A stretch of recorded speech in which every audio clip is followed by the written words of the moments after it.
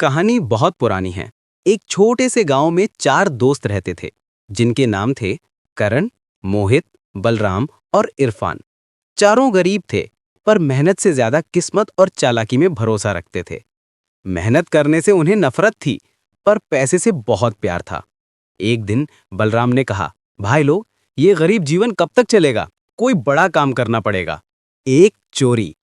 बाकी तीनों हंसे, लेकिन धीरे धीरे वही विचार सबके मन में घर कर गया। आखिरकार तय हुआ कि वे पास के नगर के धनी व्यापारी के घर चोरी करेंगे। रात का अंधेरा और योजना। चारों ने रात के अंधेरे में योजना बनाई। मोहित बोला, मैं दीवार फांद लूंगा। करण दरवाजे का ताला तोड़ेगा। इरफान निगरानी रखेगा और बलराम माल बांटेगा। सबको काम बांट दिया गया। रात आई, आसमान में बादल छाए थे और हवा में ठंडक थी। चारों चुपके से व्यापारी के घर पहुंचे।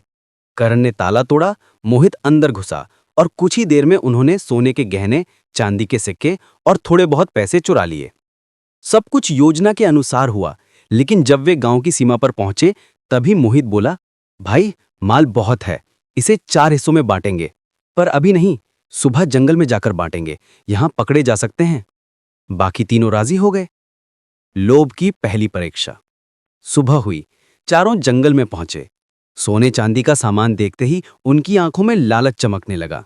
बलराम बोला, हम सब बराबर बांट लेंगे, पर पहले कुछ खाने को ले आता हूं।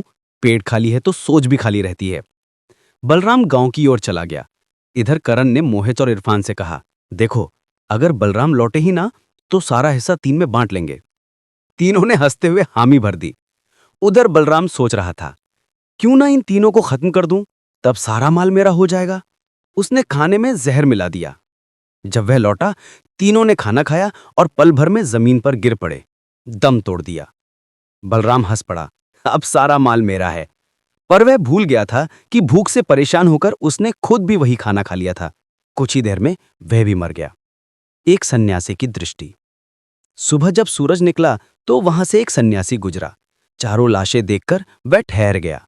उसने बगल में पड़ा सोना चांदी देखा और फिर आसमान की ओर देखते हुए बोला, हे प्रभु, मनुष्य का लोभ कभी नहीं बदलता। चारों को सिर्फ पेट भरना था, पर इन्होंने लालच में आत्मा तक बेच दी। वह कुछ देर चुप रहा, फिर सोना वहीं छोड़कर आगे बढ़ गया। भाग्य का मोड़। कई दिन बाद गांव में यह खबर पहुंची कि 4 चोर दंगल में मर गए। गांव वाले बोले, अच्छा हुआ, भगवान ने सजा दे दी।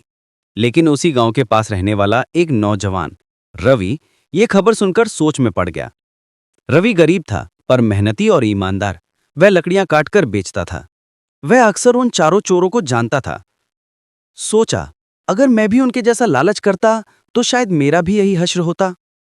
रवि ने ठान लिया, मुझे अपनी मेहनत से ही जीवन बनाना है। रवि हर सुबह जल्दी उठकर जंगल जाता, लकड़ी काटता, शहर में बेचता और जो थोड़ा बहुत बचता उससे किताबें खरीदता। वह पढ़ना चाहता था, समझना चाहता था कि दुनिया चलती कैसे है। धीरे धीरे वह गांव के बच्चों को पढ़ाने लगा। उसकी ईमानदारी और लगन देखकर गांव के लोग उसका सम्मान करने लगे। कई साल बीत गए। रवि ने शिक्षा के बल पर गांव में एक छोटी सी पाठशाला खोली। वह बच्चों को सिर्फ पढ़ाई ही नहीं, जीवन के मूल्य भी सिखाता था। वह हमेशा एक कहानी सुनाता, 4 चोरों की कहानी। एक दिन उसका शिष्य राहुल बोला, गुरुजी, अगर उन चारों में से कोई एक ईमानदार होता तो क्या होता? रवि मुस्कुराया और बोला, तो बाकी तीनों शायद बदल जाते। एक सच्चा इंसान अंधेरे में दीपक की तरह होता है, छोटा सही पर रोशनी फैलाता है। अगर किसी ने लालच के बजाय संयम दिखाया होता तो चारों आज जिंदा होते और शायद खुशहाल भी।